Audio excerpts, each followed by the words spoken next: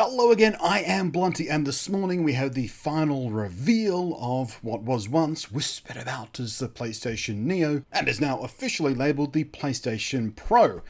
There's a couple of things I want to get off my chest about this, one in particular about 4K gaming that Sony was not especially clear on, that I want to be absolutely crystal clear on.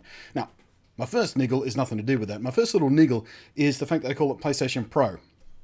That's a little bit aptly because, you've got the MacBook and you've got the MacBook Pro, except that makes sense because the MacBook Pro has been designed for use by professionals doing, graphic design and video editing and photos and all that kind of stuff. It makes sense to put the Pro label on that, but what about the PlayStation Pro in particular makes it better for pro gamers? Of course, it's not really Sony's fault. They accidentally used PlayStation Plus as the name of something completely different, which would have been a little more sort of appropriate for this. PlayStation 4 Plus, you could have called it, but then it would have been confused with their service thingy. But the real thing that bugs me, the thing that's stuck in my craw, the thorn in my side, the annoyance in my other metaphorical thing, is that they get on and on and on about 4K gaming. PlayStation 4 Pro is 4K, does a 4K and HDR and 4K this and 4K that. Look at this game running in 4K. Except it's not running games at 4K. It's presenting them at 4K. And Microsoft, with their Xbox One S, are guilty of this same thing. In fact, the Microsoft Australia Twitter account tweeted out something a few weeks back about, run Gears of War 4 in 4K on their Xbox One S. And I went, no. I called them out in a public and said, no, actually, that's not what's happening. It's up-resing to 4K. It's being rendered as it is on a regular Xbox One, but on the Xbox One S, it's being up-resed, presented, displayed at 4K.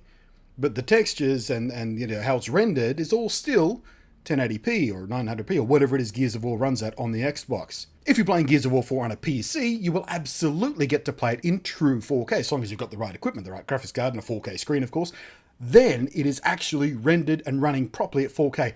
On the Xbox One, not so much. It's up-resed, it's upscaled. If I upload a 480p video to YouTube and you play it full screen on a 1080p screen, that video doesn't magically become a 1080p video. It's a low-res video being up-resed to 1080p.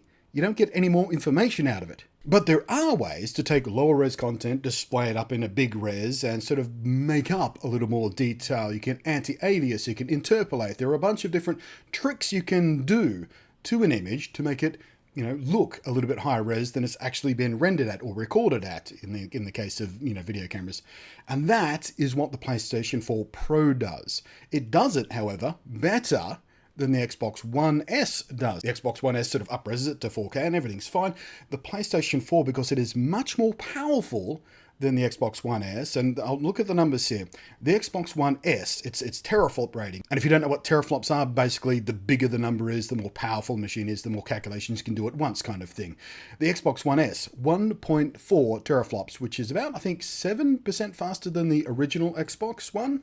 So it is a little bit faster, but it doesn't make that much of a difference when it comes to games. It just uses that sort of little extra headroom to squirt things up a little bit bigger, and games run slightly more smoother in some circumstances, but by and large, it's basically the same. The PlayStation 4 Pro, however, 4.2 teraflops, significantly more powerful than the Xbox One. It's significantly more powerful than the standard PlayStation 4 as well. So when it up-reses, 1080p games to 4K, it can do many more things to it. SS anti-aliasing and all that kind of stuff. And they did talk about that on stage.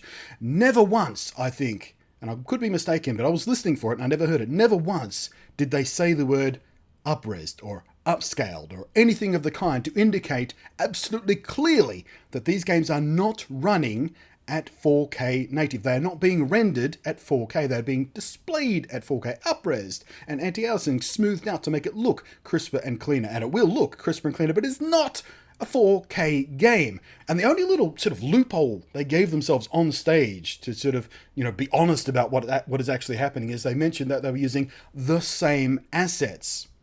If you were using, textures and assets and all that kind of stuff from a game that runs at 1080p, displaying it at 4K doesn't magically make those assets higher res. But like I've been saying, you can process the resulting 1080p render, display it at 4K, smooth out the edges, make it look smoother and crisper, but again, it is not, N-O-T in capital letters, not playing games at 4K. And Sony, you know, I love the PlayStation 4. I think it's a brilliant machine, but you have to be very, very clear about exactly how you're marketing this 4K gaming machine, because you're skating dangerously close to false advertising and flat out lies in some of the ways you were presenting it. The messaging was extremely muddy and easily and deliberately perhaps built to mislead people, to confuse people, to make people who don't know better to really actually think these games are running at 4K when they're not. The other thing that just bewilders me about the PlayStation 4 Pro, they went on and on and on about the 4K stuff, but the Blu-ray drive is still a standard Blu-ray drive. If you're presenting this thing as a 4K machine, and they went on about the 4K gaming, they went on about the 4K streaming, sort of from Netflix and stuff, which will be true 4K, by the way. That is bringing 4K content in and displaying it in 4K and 4K, all the way through. Fine, brilliant, absolutely wonderful, can't wait. If I had a 4K screen, which I don't. But to present this thing as a 4K media device alongside gaming, and not have a UHD, Ultra HD, 4K Blu-ray drive in it is ridiculous, because it doesn't. This is a 4K machine, super powerful, hooray! And you can't play 4K Blu-rays on it. It's bewildering.